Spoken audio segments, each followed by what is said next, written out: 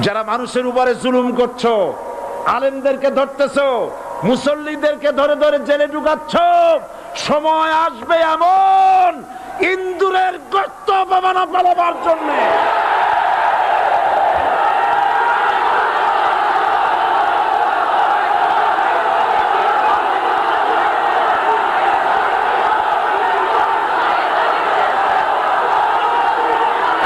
এই দলটির নাম ছিল আওয়ামী মুসলিম লীগ। এই দলটির নাম ছিল কি? আওয়ামী মুসলিম লীগ। তখন তারা নারায়ে তাকবীর, আল্লাহু আকবার ধ্বনি দিত, স্লোগান দিত, কিন্তু ধর্মনিরপেক্ষ মতবাদ দলীয় আদর্শ হিসাবে গ্রহণ করার কারণে নারায়ে তাকবীর, আল্লাহু আকবার এই স্লোগান তারা বর্জন করেছে।